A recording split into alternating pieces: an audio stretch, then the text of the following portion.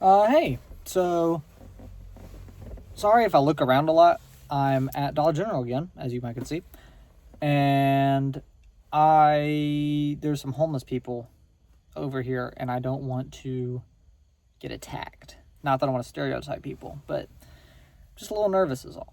You never know. Be safe out there. But I wanted to talk about actually before I keep going. Let me grab my Bible. It's back here. Sorry. Me and my girlfriend went to go see the new Michael Jackson movie, so I had to put it in my back seat so that way she could sit down. Anyway, what was I saying? Oh, I want to talk about the fear of change, right? I feel like, and this kind of goes with what I talked about in my episode about being a bad person. And I feel like a lot of the stuff I say goes in that because I just talked about a bunch of stuff all at once. But, quick check, homeless person check, we're good. Like I'm playing Five Nights at Freddy's. Look, flip the camera. All right, anyway, sorry, I'm getting off track. I feel like it goes in with the video I made about being a bad person. Because that video covers like an entire wide array of subjects.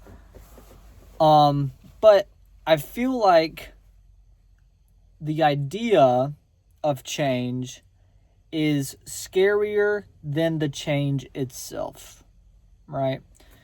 Like when I was a kid, I played basketball, and I played on our private school's JV team, and I played on the varsity team, and I was good for the team.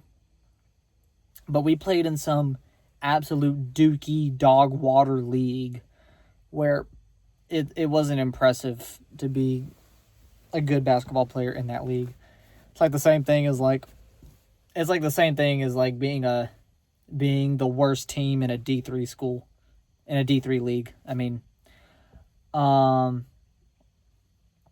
so my aunt was like, why don't you go do some like personal basketball training where they'll help you as an individual get better at basketball.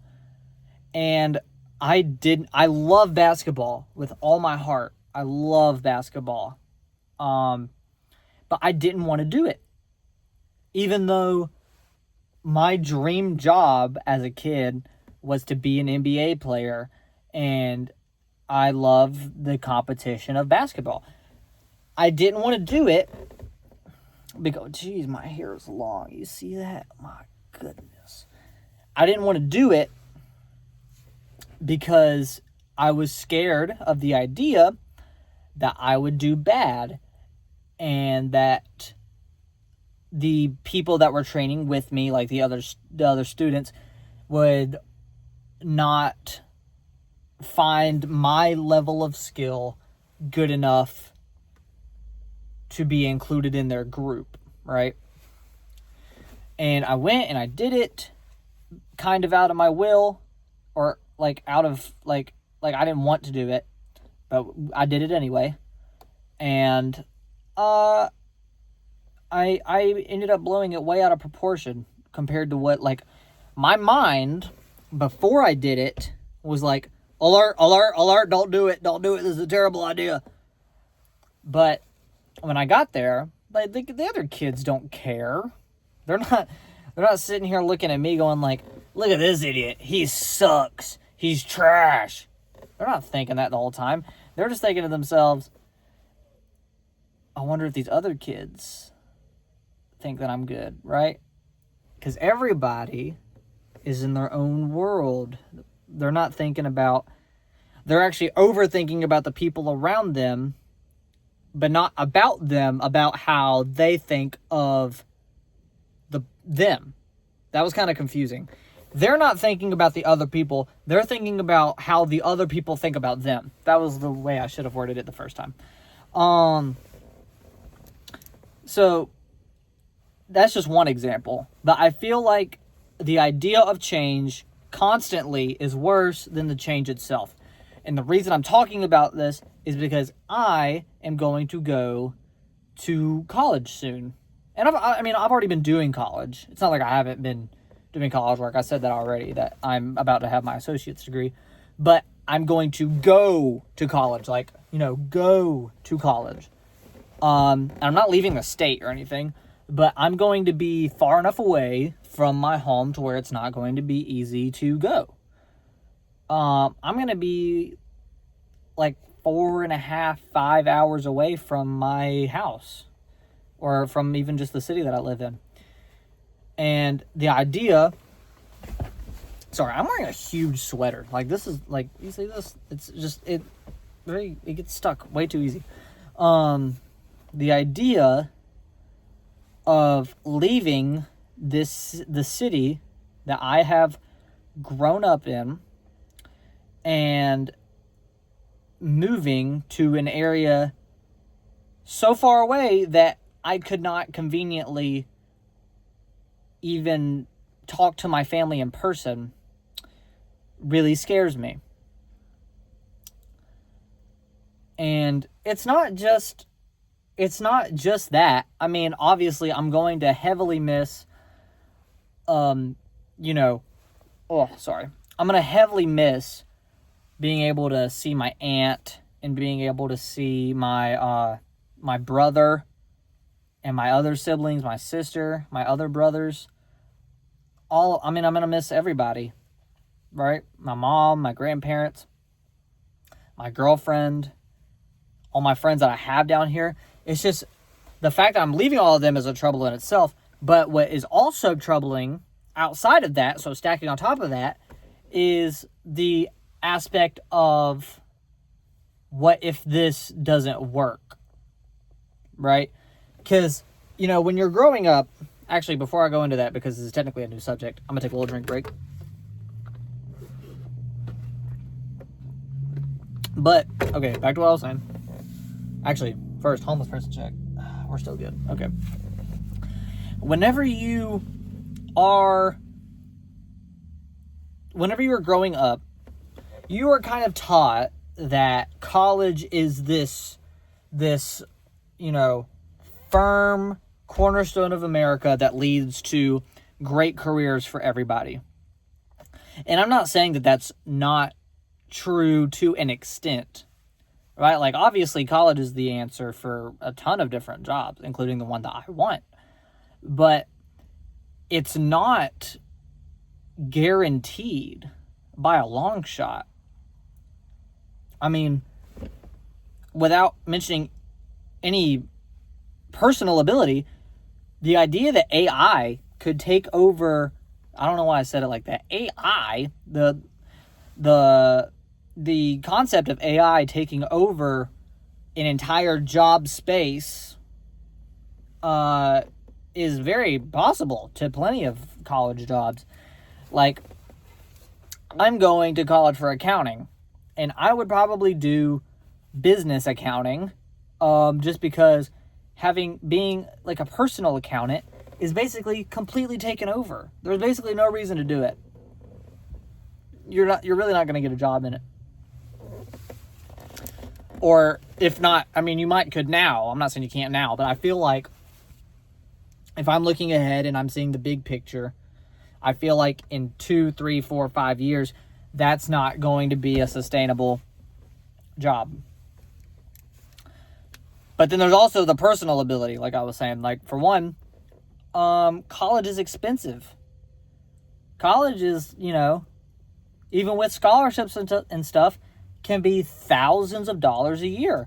And I get like a great, like, grants and scholarships and all that. And I'm still probably going to have to pay thousands of dollars just to have this chance, like we've been talking about, of getting a job that is good for my future and will provide me with lots of money and, all that jazz. There's that. And then there's also the aspect of I could just not be good enough, right? Like, what if I go there and I find out that this job is not the one for me? Well, then in that case, I've kind of wasted a semester. And a semester is thousands of dollars, like I just said. So I've wasted both my time and thousands of dollars. Or what if I find out that it's not right for me because I'm too stupid? Right? What if I'm just not mentally there enough to be able to do this job? In that case, I've also wasted my time and thousands of dollars. And then there's also the aspect of wanting to please the people around you, right? Like, let's say you go to college, right? And you find out that it's not for you. However you find that out, whether you don't like the job, you don't want to pay the money, you're not smart enough, whatever it be, right?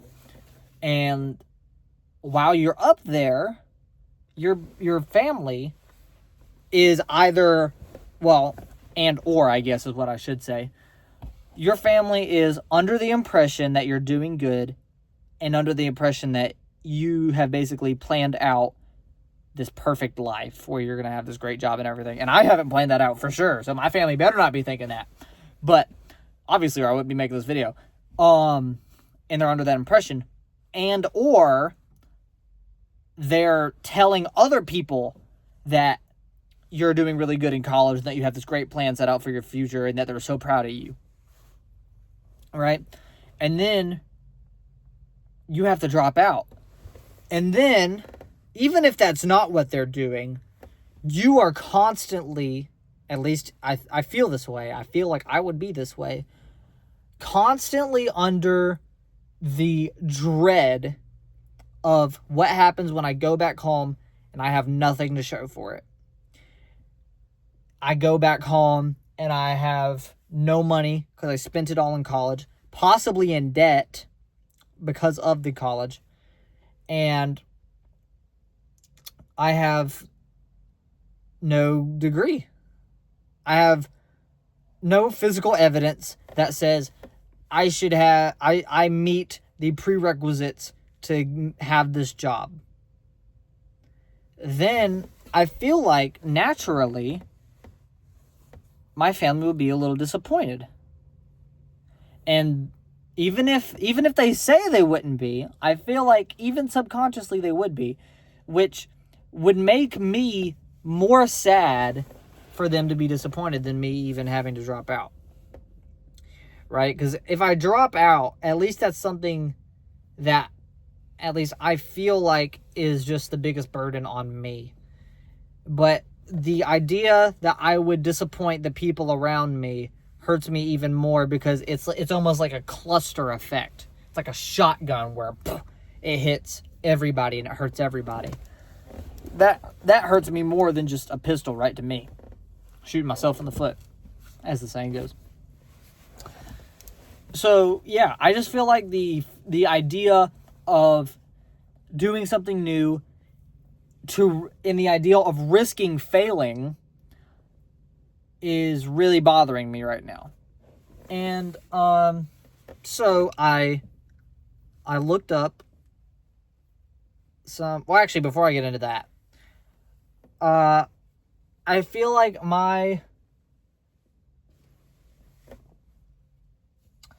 that's very interesting. Those homeless people are gone now. I wonder where they are. Anyway, what I was going to say was, I feel like my way of solving this issue for myself... What is this card doing? Sorry, I'm tweaking out because I'm at Dollar General at night. Anyway, I feel like my way of solving this for myself, or at least easing my mind a little bit, is that if it is God's plan, no Drake, if it is God's plan for you, then it will turn out right. Right? And but in a way that almost bothers me more, because then if I do this and it doesn't turn out right, I'm going to be like, well, was this even really God's plan for me? Or was it God's plan for me to fall to get back up and be better? And, like, there's just so many different possibilities that bother me. But anyway, I'm going to get into the Bible part now. Because I looked up a passage about changing. And found this one. It's Joshua chapter 2. And it doesn't fully pertain to it, but again, I mean, my goodness. You see the difference? Holy crap. Anyway, I'm going to, try to pertain it to it as much as I can. But first I gotta, find the book. I should probably do that. That's a good idea. 251. No. All right.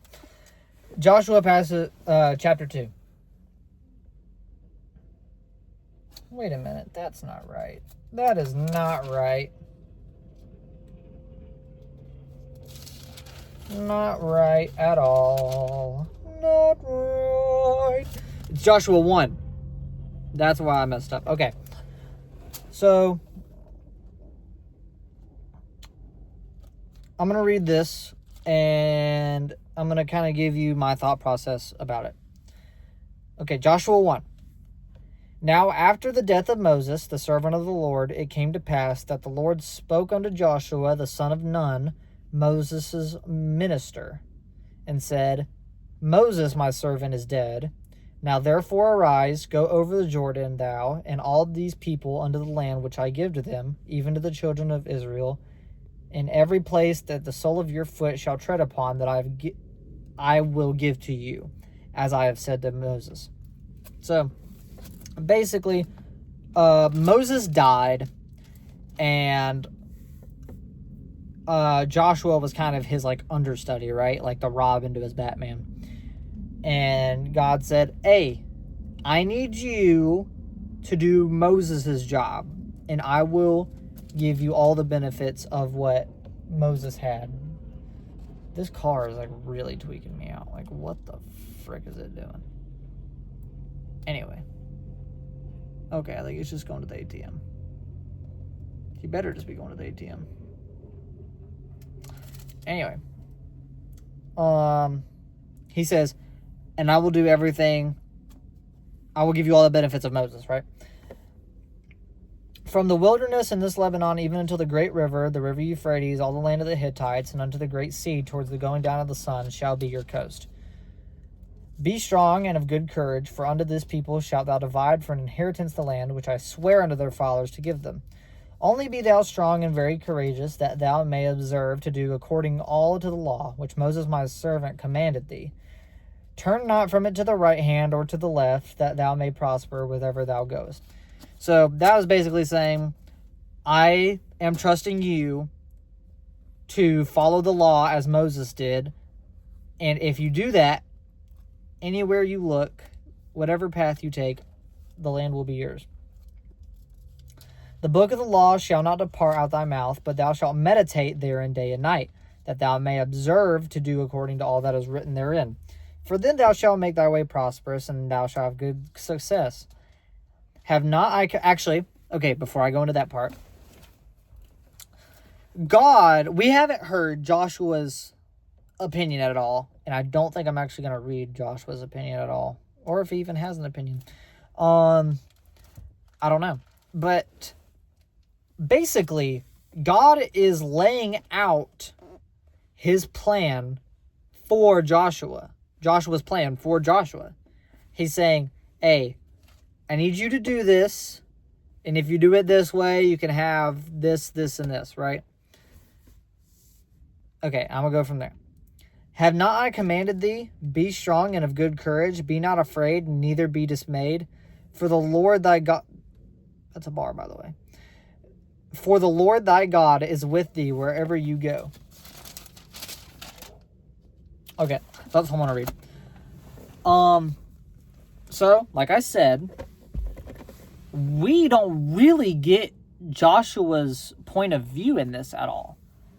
And from my perspective, it feels like Joshua was maybe a little prepared to do this, but not nearly to the degree that he could have been. I mean, how can you be prepared for the idea of taking over an entire nation within the span of a few days, because, Moses was dead, and trying to lead them to the promised land? So I can only imagine how, Joshua would have been like, well, I'm not ready. I need more time. I need to do this and this and this. Fretting over the idea of change, of having to take over a new role, go to a new place, and lead not only for himself, but leading his entire people to said place safely. And God just kind of, at that last verse, is kind of like, hey, have I not been with you this whole time? Have I not told you exactly what to do? I am not going to put you in a situation that will harm you. You are my child, and I love you. I'm not going to put you in a situation that harms you. If you follow my way, you will reap the benefits of going my way, and you will be ensured the safety of knowing your Lord, your God, is with you. And that's kind of what I was trying to say like 10 minutes ago before I fumbled it into a bunch of other stuff. But if God is with you and you are a child of God, if God is with you, what harm can really come your way? Sure, I can imagine, because this happens to everybody, I can imagine that there will be some, short-term difficulties along the way. Like, obviously, it's not just going to be like, oh, this was the easiest thing I've ever done.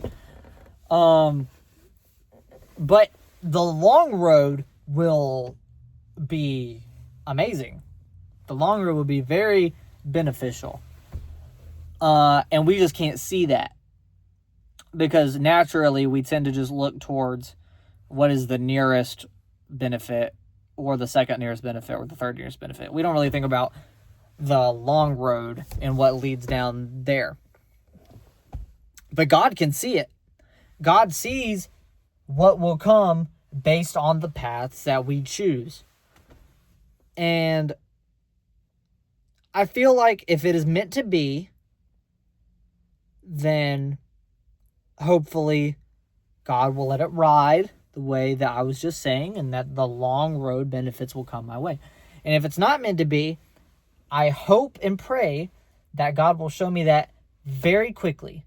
That it will be like, oh, I just started college, taking a few classes. Oh, that's not for me. I can't do it. That's not the plan that God had for me. I'm done. Right? And, I really hope that's very clear, because, for me, it's very hard to tell between, like, should I do this? Or, like, it's hard for me to tell between, like, oh, man, this is kind of hard, and this isn't what God intends for me to do. So, I hope that it's shown very deliberately and very quickly.